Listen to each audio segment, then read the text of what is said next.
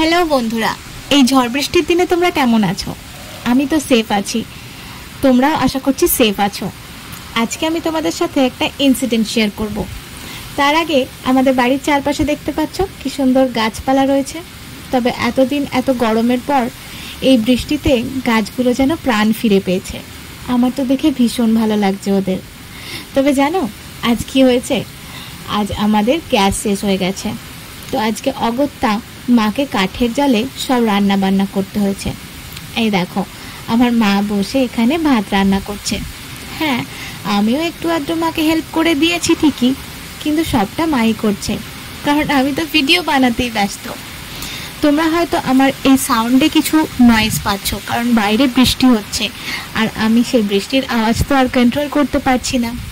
যাই হোক, আমাদের কাঠের উনুনে এখনও রান্না হয়, আর সেই রান্নার স্বাদটা কিন্তু অন্যরকমই হয়। ভাত তো হয়ে গেছে, কিন্তু এখানে আমাদের মাছ ভাজা এখনও বাকি আছে। আর অলরেডি বৃষ্টি কিন্তু শুরু হয়ে গেছে। মজার ব্যাপার কি জানো? ওপরে বৃষ্টি হচ্ছে, নিচে তেলের মধ্যে বৃষ্টির জল পড়ছে আর ছ্যাঁক ছুক করে আওয়াজ হচ্ছে। আমি যদি তোমাদের এই আওয়াজটা শোনাতে পারতাম কি ভালোই না হতো বলো। কিন্তু কি করব, সেই সময় তো আর ভালো করে আওয়াজটা রেকর্ডিং করতে পারিনি, তাই আওয়াজটা তোমাদের শোনাতে পারলাম না।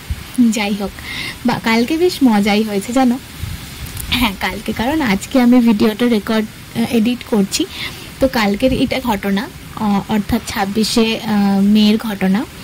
তো আমাদের ভাত অলরেডি হয়ে গেছে। আজকে আমি আর মাই বাড়িতে ছিলাম, বাড়ির সবাই আর কেউ নেই। তো এখানে দেখতেই পাচ্ছ মাছ ভাজাটাও অলমোস্ট হয়েই এসেছে। আর মায়ের ভিডিও বানাতে বানাতে আমি একটু চারপাশের ভিডিও বানাচ্ছিলাম। পরিবেশটা আজকে এত সুন্দর লাগছে যে কি বলবো তোমাদের। আশা করছি তোমাদের ওখানের পরিবেশটাও এতটাই সুন্দর হয়ে উঠেছে। কিন্তু হ্যাঁ, এই ঝড় বাদলের দিনে একটু ভয় তো লাগে। যাদের ধরো কাঁচা বাড়ি আছে তাদের বাড়িতে কত প্রবলেম হয়। আমাদেরও টালির বাড়ি, আমাদের বাড়িতেও জানো এখনো জল পড়ে। কিন্তু যাই হোক, আমার মায়ের রান্না কিন্তু বেশ ভালো দমেই চলছে। ওপর থেকে জল পড়লে কি হবে, উনুন কিন্তু নেমে যায়নি আর রান্নাও কিন্তু বন্ধ হয়নি, কারণ যতই যাই হোক খেতে তো হবে। আর যেহেতু গ্যাস নেই তাই ছোটোখাটো অল্প রান্নাতেই আজকে আমরা সেরে নিচ্ছি। এই ভাত, মাছ ভাজা, ডাল আর আলু ভাতে দিয়েই আজকে লাঞ্চটা সারবো। আমাদের রান্নাঘরের ওপরের ছাউনিটা দেখেছো কি সুন্দর না? আসলে আমরা একটু গ্রামের দিকে থাকি, তাই এরকম গাছপালা অনেক পাতা পাওয়া যায়। আর আমাদের বাড়িতেই নারকেল গাছ আছে, এটা নারকেল গাছেরই পাতা।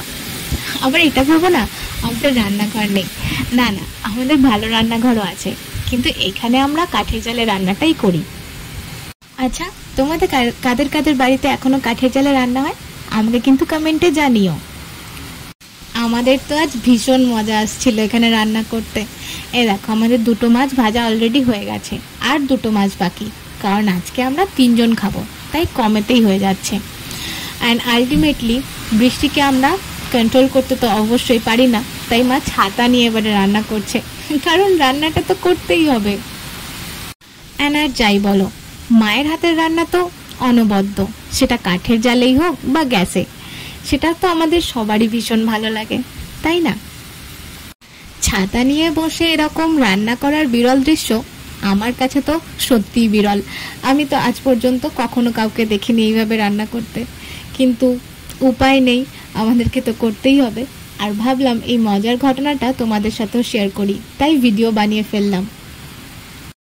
আমার তো আর তর্স হয়েছে না কখন যে খাবো, তাই মাকে বলছি আমাদের রান্না কমপ্লিট মা। রান্না কমপ্লিট, গুড। আলু সেদ্ধ, ডাল হয়ে গেছে, মাছ ভাজা, মাছের ডিম ভাজা, ভাত। Tata tata. তো আমাদের এই ভিডিও তোমাদের কেমন লাগলো আমাকে কিন্তু কমেন্ট করে অবশ্যই জানিও, আর ভালো লাগলে লাইক করে দিও। Thank you.